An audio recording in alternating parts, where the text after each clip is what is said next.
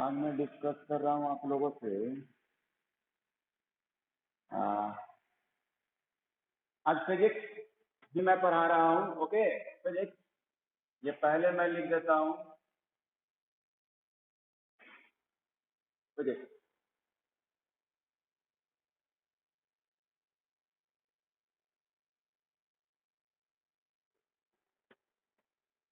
एक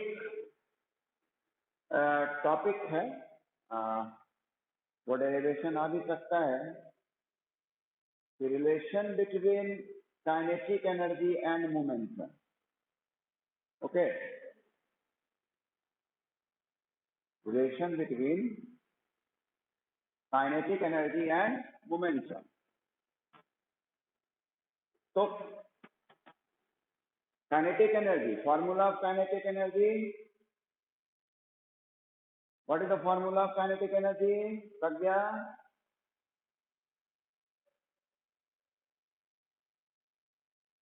Very good Pragya. Half mv square. So kinetic energy half mv square and momentum is mv, product of mass and velocity. Momentum is product of mass and velocity and kinetic energy is half mv square. We have to establish relation between kinetic energy and momentum. So what we will do, this is kinetic energy half mv square. Okay, we can multiply here by m and then also divide by m. यहाँ पर मैंने m से multiply किया है, क्यों किया है मैं बता दे रहा हूँ, क्योंकि इससे क्या होगा कि m स्क्वायर हो जाएगा और v स्क्वायर हो जाएगा, यानी mv whole square. And mv is formula of momentum. Okay, mv is formula of momentum.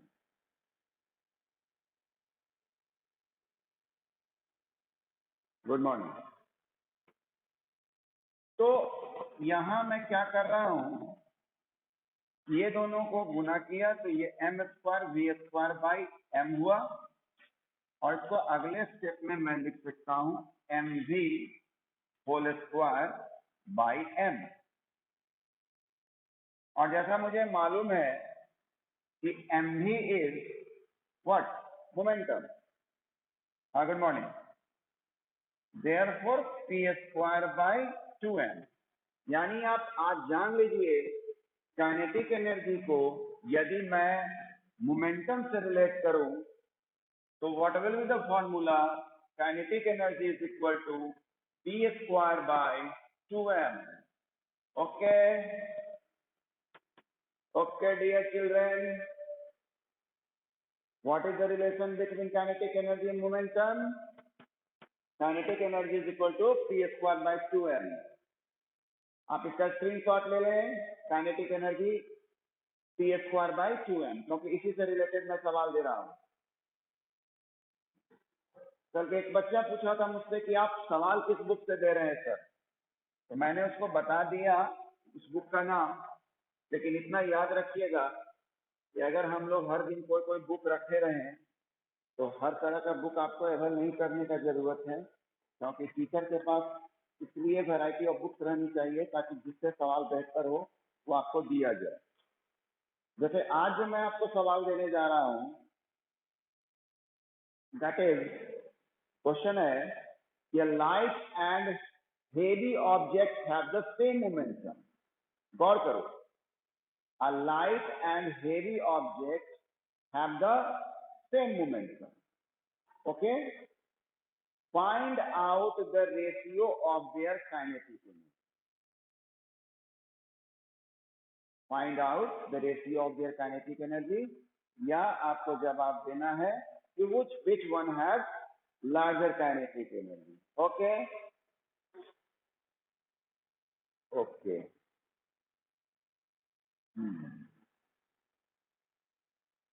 So light and heavy objects both have same moment. तो बनाते हैं हम लोग, ये फॉर्मूला एस्टैब्लिश करना पड़ेगा, और लाइटर एंड हेवियर दोनों का मोमेंटम सेम है, इसलिए हम यहां लिख सकते हैं P1 is equal to P2 according to question. P1 is equal to P2। Now, और एक ऑब्जेक्ट लाइट है और दूसरा ऑब्जेक्ट हेवी है, लेकिन momentum is same. Let us suppose m1 is less than m2। तो ये रिलेशन मैं एस्टैब्लिश कर देता हूं, काइनेटिक एनर्जी 1 यानी पहले ऑब्जेक्ट का, that will be P1 square by 2m1, okay. And for other kinetic energy P2 square by 2m2, okay. Then ratio kinetic energy 1 by kinetic energy 2, so P1 square by 2m1 by P2 square by 2m2। क्योंकि आपका यहाँ P1 and P2 बराबर है, इसलिए next step में मैं P1 के बदले P2 स्क्वायर लिख देता हूँ 2m1 by P2 square by 2m2, P2 P2 P2 P2, okay. Again view, चलिए बैक, यहां तक दिख रहा है लगभग, चलो कैंसिल हो गया। तो हमारा आ गया क्या, kinetic energy 1 by kinetic energy 2 is equal to m2 by m1। आ गया ना, आया, ये रेशियो हमारा आया काइनेटिक एनर्जी। अब यहाँ क्या देखना है कि काइनेटिक एनर्जी का रिलेशन इससे इनवर्सली है, यानी जिसका मास कम होगा उसका काइनेटिक एनर्जी ज्यादा होगा, यानी lighter object will have higher kinetic energy. समझ आ गया सबको? ये आपको क्या बताना चाह रहा है, इनवर्सली प्रोपोर्शनल।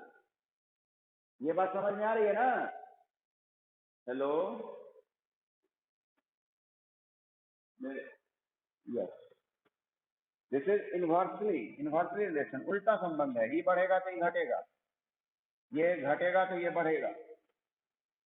ऐसे भी समझा सकते हो, kinetic energy 1 inversely proportional to m1, therefore नहीं, since m1 is less than m2, therefore kinetic energy of 2 will be greater than kinetic energy 1 गलत हो गया, kinetic energy of 1 is greater than kinetic energy of 2।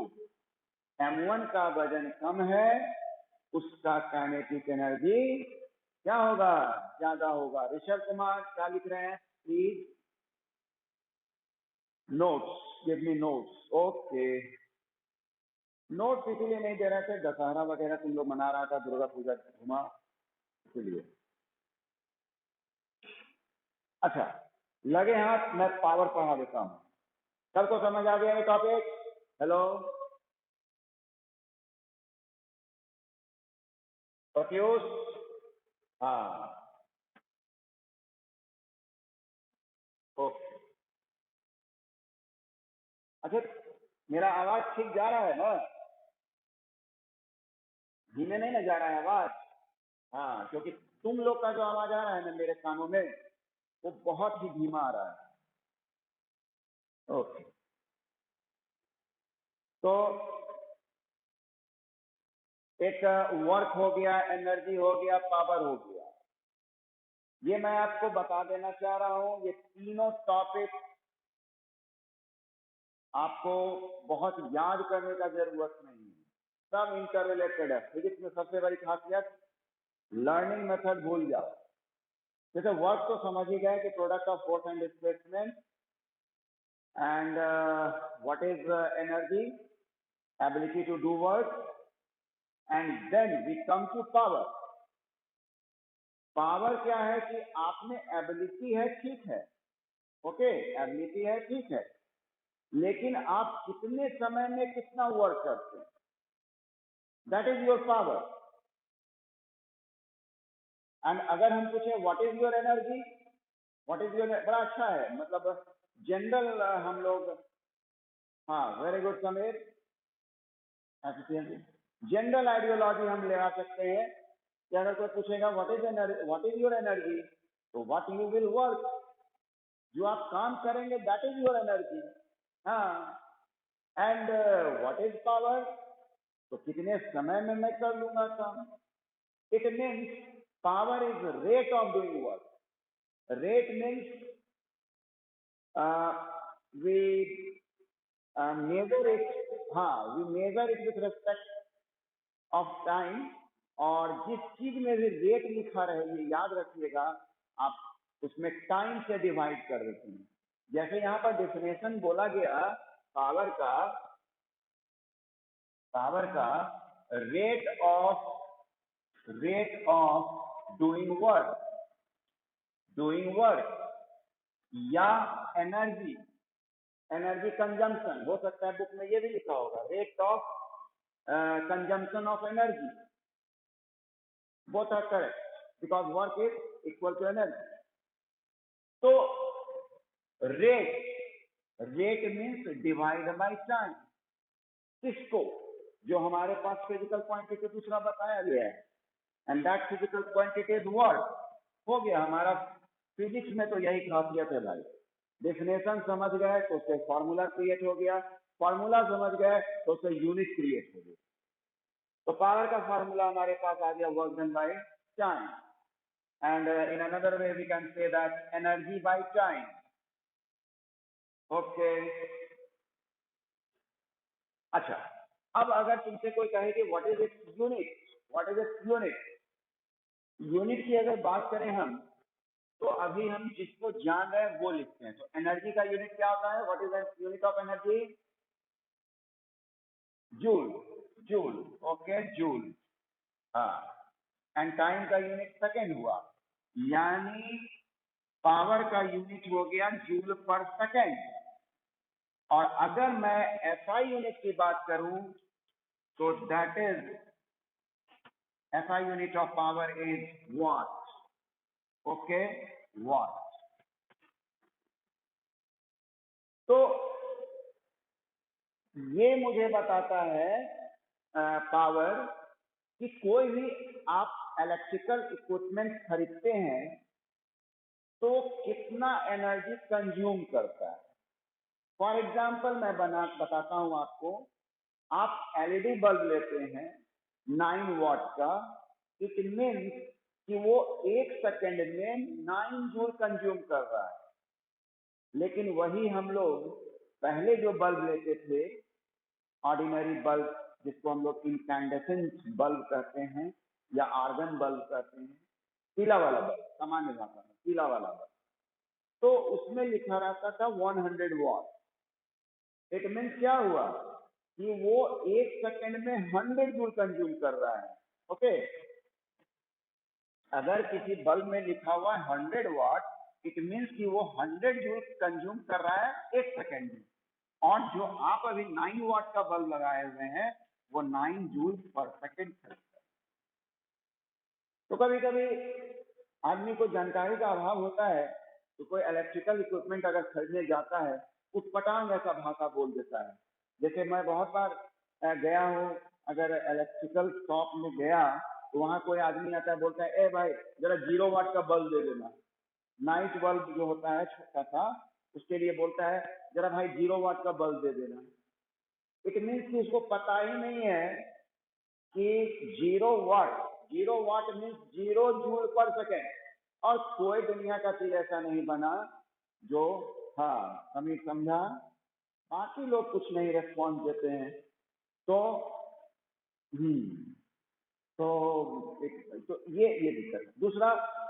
दूसरा एक और दिक्कत क्या होता है, अगर मान लिया किसी के ग्रैंड पेरेंट्स, अब मैं पेरेंट्स नहीं बोलूंगा क्योंकि सबके पेरेंट्स इतना अब जानकारी रखने लगे, ग्रैंड पेरेंट्स की बात करूं तो अगर वहां पे एक पीला बल्ब लगा हुआ है बड़ा, नहीं एलईडी का, एलईडी एक बल्ब लगा हुआ है जो 12 वाट का है रूम में, और एक नाइट बल्ब जो छोटा सा पुराना वाला जो आर्गन बल्ब है वो लगा हुआ है, तो हो सकता है आपके दादा दादी कहेंगे रे छोटा वाला बल्ब जलाओ, क्योंकि उनको दिमाग में छोटा है तो खपत छोटा होगा। लेकिन वो जो नाइट बल्ब होता था या अभी भी है वो 25 वाट का होता है। भले वो रोशनी कम दे रही है लेकिन वो 1 सेकंड में 25 जूल खपत करेगा। लेकिन वही आप एलईडी जो पूरे रूम को जगमगा देगा वो मात्र 1 सेकंड में 9 जूल खपत करेगा। ओके, तो वाट से आपको पता चल रहा है कि how many joule of energy we are consuming. तो पावर समझ गए, समझ गए पावर? यस, हाँ नोट भेज देंगे ऋषभ, जरूर। ऋषभ तुमको एक काम देंगे, मेरे नोट्स को तुम प्रिंट आउट निकलवाओ, समझ गया? प्रिंट करवाओ, उसके बाद स्कूल खुलेगा तो हम, हाँ उसके बाद हम तुमसे वो प्रिंट मांगेंगे, मेरे लिए वो बेहतर होगा, एक रिकॉर्ड हो जाएगा। अच्छा, लगे हाथ में एक और टॉपिक यहाँ डिस्कस कर, हाँ लिखना नहीं पड़ेगा। तो लगे हाथ में एक और टॉपिक डिस्कस कर लेता हूँ, that is commercial unit of energy. Commercial unit of energy, देखो आज मैंने फिजिक्स लिख दिया पहले ही, कि कोई बच्चा ये नहीं पूछेगा सर, सबसे आश्चर्य लगेगा कि इतना पढ़ाने के बाद कोई पूछ देगा कि सर क्या पढ़ा रहे हैं, तो मन दुखित हो जाएगा, आत्मा दुखित हो जाएगी, इसलिए मैंने लिख दिया फिजिक्स। हाँ, समीर जवाब देता है कमर्शियल यूनिट ऑफ एनर्जी। और कोई बच्चा कमर्शियल यूनिट ऑफ एनर्जी? सिर्फ समीर का जवाब आ रहा है। खुशी, गुड। निर्भय, very good. Kilowatt hour, kilowatt hour, हाँ कट गया। देखिए commercial,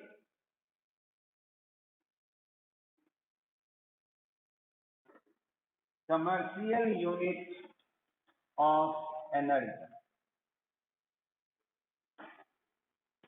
commercial unit of energy. पहला तो ये जानिए कि what do you mean by commercial. Commercial हुआ जहां पर आप क्या कह सकते हैं, ट्रांसफर ऑफ मनी, जहां पैसा का लेन देन हो। तो आप बिजली जब यूज करते हैं तो एक्चुअली वो एनर्जी, क्योंकि electricity is the form of energy. आपके घर में जो, हाँ ठीक, जो मीटर लगा हुआ है वो एक्चुअली आप के घर को ये मेजर करता है कि आप कितना एनर्जी कंज्यूम किए हैं, ठीक है, कितना एनर्जी कंज्यूम किए। तो मैं तुमको ये बताना चाहूंगा कि हम लोग एनर्जी बहुत ज्यादा कंज्यूम करते हैं, ठीक है। आप अगर पूरे घर का मेजर करें कि कितने पावर का क्या है, जैसे हम 2-3 का एग्जांपल लेते हैं, जैसे फ्रिज, फ्रिज है अगर आपके घर में तो लेट इट बी 100 वॉट, और ये आपको दिन भर चलता है ना। इसका मतलब 1 सेकंड में वो 100 जूल खपत कर रहा है, तो सोच लो 24 आवर्स में कितना कर रहा होगा, लाख तो जरूर होगी। फिर अगर पंखा वगैरह है तो वो भी अगर हम देखें तो अगर 4 पंखा है रूम में और बहुत अगर न्यू फैन ही है मान लिया, तो 4 × 40 वाट कम ही मान रहे हैं, तो 160 वाट, तो ये भी 1 सेकंड में कर रहा है। घर में मोटर है अगर, तो मोटर 1 हॉर्स पावर का होता है, 1 हॉर्स पावर। कोई बता सकता है horse power is equal to how many watt? Very good, ये भी आप ध्यान रखें, 1 horse power is equal to 746 watt. ठीक है, 1 horse power is equal to 746 watt. तो मोटर, अब ये भी सोच लो, तो अगर ये सब को कैलकुलेट किया जाए तो लाख क्या करोड़ में आ जाएगा एनर्जी कंजम्पशन इन जूल। तो अब बताओ, मीटर रीडर आएगा या मीटर बनाया जाएगा तो उसमें जो आपका मेजरिंग जो न्यूमेरिकल फिगर रहता है वो कितना लंबा चला है ना। तो इसलिए क्या किया गया, हाँ, इसलिए क्या किया गया कि यूनिट बड़ा किया गया, जो जूल है, सेकंड है, उसको हम लोग क्या किए, बड़ा किए। क्योंकि हम लोग को तो ये मालूम हो गया कि power is equal to energy by time, power is equal to energy by time, then energy is equal to power into time, energy is equal to power into time. तो पावर का जो अभी स्मॉलर यूनिट हम रख रहे हैं that is what, and time का जो यूनिट रख रहे हैं that is second. Okay, that is second.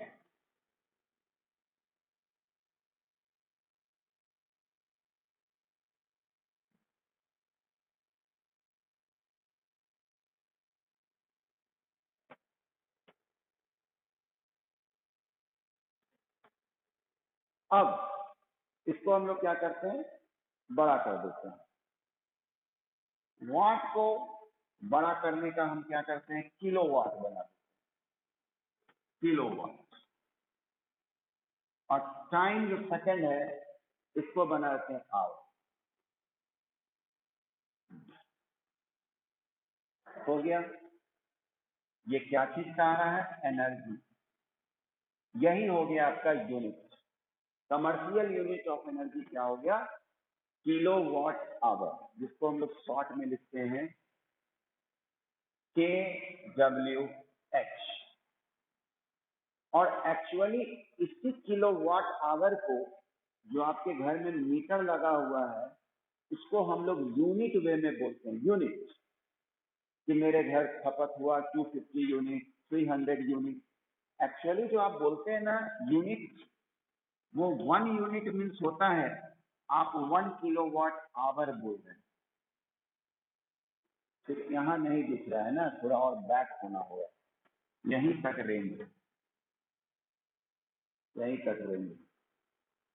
तो 1 यूनिट जो आप बोलते हैं, 1 unit that is actually 1 kilowatt our. तो अब पता करेंगे कि 1 किलोवाट आवर कितना के बराबर होता है। तो इसको हम फिर जूल में तोड़ते हैं। किलो, किलो में हुआ 1000, 1000। किलो जो होता है वो प्रेफिक्स है, यूनिट का प्रेफिक्स है किलो। Kilo means 10⁻3। प्रेफिक्स समझते हो ना, जो पहले लगाया जाता है। तो यूनिट में भी हम लोग प्रेफिक्स लगाते हैं। जैसे अभी एक और आएगा, जैसे ये प्रेफिक्स हुआ किलो मीन्स 10⁻3, यानी 30 मैंने लगाया। और वाट के लिए मैंने लिख दिया joule per second. And hour is what, 1 hour, second में बदलो इसको, हाँ, 3600 सेकेंड। आप यहाँ चेक करें, सेकेंड दिख गया ना, सेकेंड, हाँ सेकेंड पे दिख गया। आप देखिए यूनिट में भी कैंसिल हो जा रहा है, यूनिट का भी अपना सवाल बनता है। सेकेंड सेकेंड कैंसिल हो गया तो सिर्फ क्या आया, जूल। यानी हमारा जो 1 यूनिट का वैल्यू आया वो 36, 1 2 3 4 5, कितना जूल आया है ना। और इसको हम लोग लिख सकते हैं 36 इंटू 10⁵ जूल, यानी 5 जीरो है इसीलिए। लेकिन एक स्टैंडर्ड फॉर्म होता है लिखने का साइंस में, वो होता है 1 डिजिट के बाद डेसिमल दिया जाता है। ठीक, उसके लिए हम लोग क्या उपाय करते हैं, कि यहाँ 10 से डिवाइड कर देंगे तो एक डिजिट के बाद आ जाएगा हमारा डेसिमल, लेकिन 10 से डिवाइड करेंगे तो यहाँ 10 से मल्टीप्लाई भी करना हो। तो ये हो गया 3.6 into 10 to the power 6 joule. तो याद रखिएगा 1 unit means 1 kilowatt hour and 1 kilowatt hour is equal to 3.6 into 10 to the power 6 joule. समझ गए ये चीज 3. हाँ, और जैसा मैंने बताया था प्रीफिक्स, जैसे किलो है तो 10 टू द पावर 3, उसी तरह से 10 टू द पावर 6 के लिए जो प्रीफिक्स होता है दैट इज मेगा, यानी मैं इसको लिख सकता हूं mega joule. Mega joule 3.6 into 10 mega. Good good good. तो कमर्शियल यूनिट ऑफ एनर्जी हमने डिस्कस किया, तो फिर एक सवाल लिया जाए, हम लोग पढ़ें, सवाल बनाएं। हाँ, सवाल है कि how is the power related to the speed. बड़ा अच्छा सवाल है। How is power related to the speed at which a body can be lifted।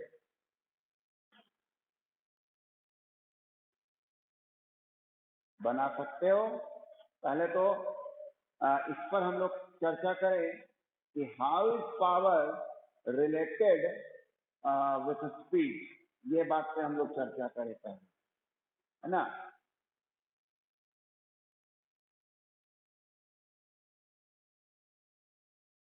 Power speed से कैसे रिलेटेड है, कोई बताएगा?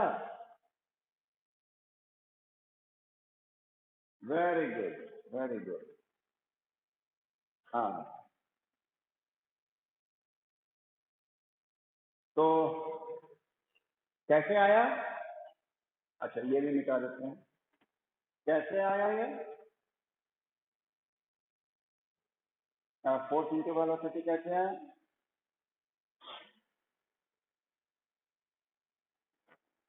हाँ हाँ हाँ, power, very good. Power is equal to work done by time जानते हैं, और वर्क डन का होता है एफ एस बाई, और ये नीचे टी आ गया, this F by T is what, पहले भी पढ़ चुके हैं, वेलोसिटी की बात हो गई, है ना। तो power is equal to F भी, ये लिख लीजिए। तब आपसे पूछता है कि how many kilogram will a man working at the power of 100 watt, ठीक है, 100 watt, पावर कितना है 100 वाट, और उसको किस स्पीड में ले जाना है तो 1 मीटर पर सेकेंड। ध्यान देना, पावर गिवन 100 वाट और स्पीड दिया हुआ है 1 मीटर पर सेकेंड।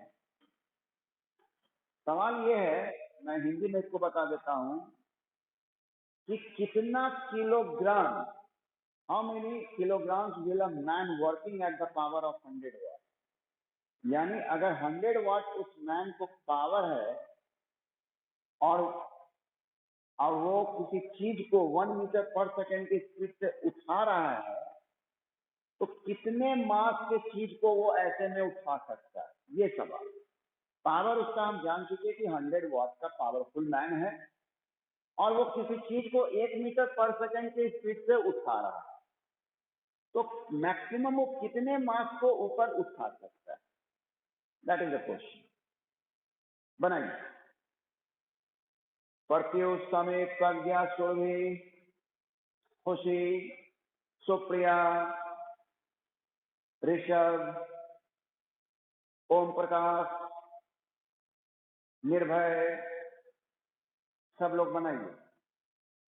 देखो, बिना हम देखे हुए बता रहे, इतना नाम मेरे जहन में आ गया है। रौनिक बना रहा है,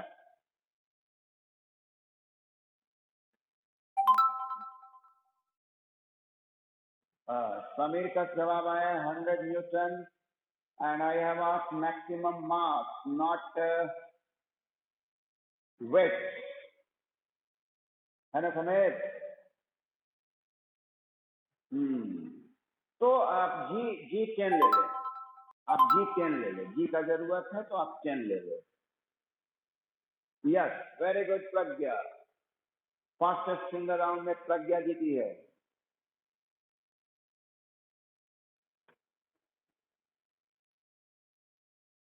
पावर हो गया आपका 100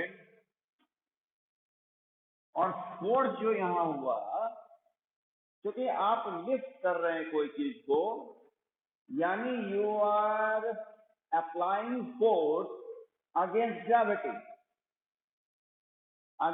gravity, therefore in place of F we will write mg and v, बस कहानी खत्म।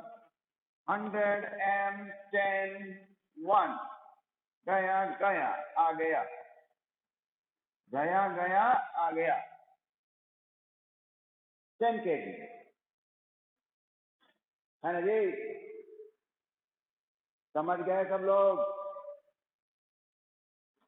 9th बी और सी के प्यारे बच्चे, वेरी गुड।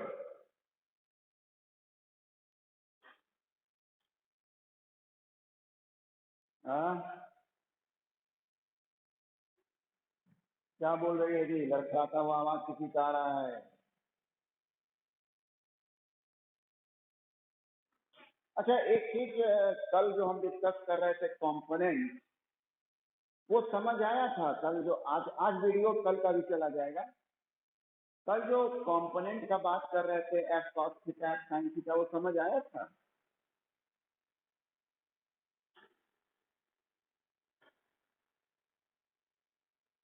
आप ही लोग से पूछ रहे हैं हम।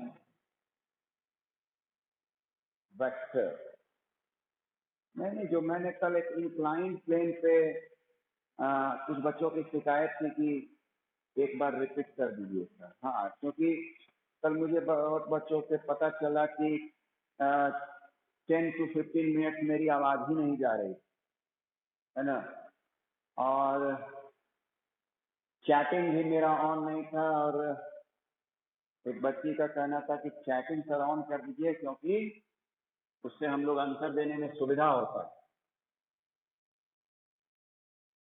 और चैटिंग से थोड़ा इंटरैक्टिव क्लास लगता है, ये बात तो सही है। चैटिंग भी ऑफ, शेयर स्क्रीन भी ऑफ, सब चीज ऑफ रह जाएगा तो इंटरैक्शन भी। ओ, म्यूट भी कर दिया था मैंने कल सारा चीज, और मैं खुद भी म्यूट हो गया। हाँ, तो सुनो, ये बात जरा समझो। हाँ, ये बात जरा समझना कि आपको मैं एक फोर्स लेकर ही समझाना चाह रहा हूं, क्योंकि आप क्लास 9th के हैं तो आपको एज ए 9th क्लास समझाया जाएगा। हाँ, हो गया था, लेकिन कुछ बच्चों को प्रॉब्लम था। तो दिस इज एफ, ओके।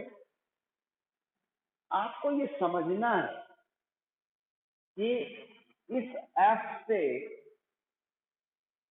इधर क्या वर्गदन हो रहा है और इधर क्या वर्गदन। आप एक्चुअली ये पढ़ रहे हैं टॉपिक, ऐसा नहीं कि नहीं पढ़ रहे। आपको ये पढ़ाया गया कि अगर कोई व्यक्ति वजन उठाकर ऐसे दौड़ रहा है तो भी आप कहते हैं वर्गदन 0 है। क्यों कह देते हैं 0? बेचारा इतना थक गया। उसके पीछे ये होता है कि जो उसने उठाया है ना, तो ये फोर्स, ये आप मान के चल रहे हैं कि उसने ये अप्लाई किया, ओके। क्योंकि फोर्स ऑफ ग्रेविटी तो नीचे खींचना चाह रही थी और आप उसको अगेंस्ट में लेके चल रहे हैं, लेकिन बेचारा ऐसे चल रहा था, है ना। और आप तुरंत क्या किए कि आपको फॉर्मूला का जानकारी था कि W = FS cos थीटा। देखो, ये जान लो कि है यही मेन काम का चीज। कहाँ वर्कडन 0 होगा, कहाँ पॉजिटिव होगा, कहाँ निगेटिव होगा, आपको ज्यादा अच्छा से FS cos थीटा बताएगा, आपको FS नहीं बता पाएगा सर। FS तो आपके दिमाग में कुछ दूसरा बात डाल देता है कि वर्कडन 0 हो गया, वर्कडन 0 हो गया, आप बड़ा खुश हो गए बोलकर, अरे ये तो वर्कडन 0 हो गया। वर्क डन जीरो ये नहीं आपको समझाता, वर्क डन जीरो ये समझाता है कि the angle between the force and displacement is 90 degree, ये समझाना चाहिए।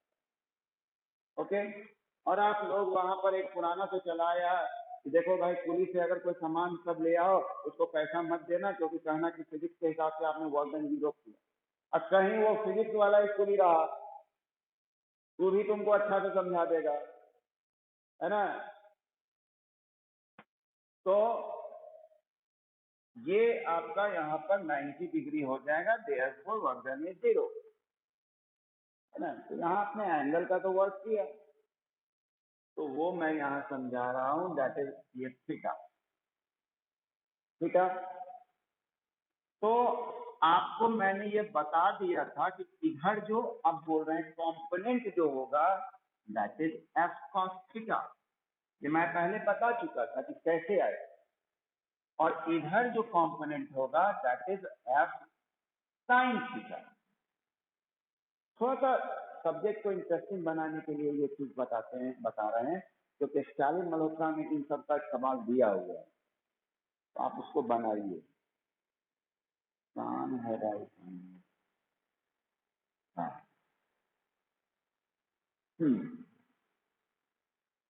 ओके।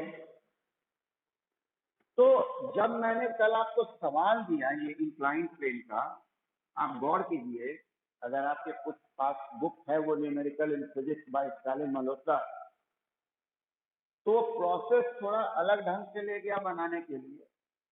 लेकिन देखो कोई सवाल बनाओ ना तो आप अपने मन में कॉन्सेप्ट रखें कि हाँ इसी पर बेस्ड है ये सवाल, ये नहीं कि बुक में फिर थोड़ा थोड़ा फॉर्मूला दिया रहे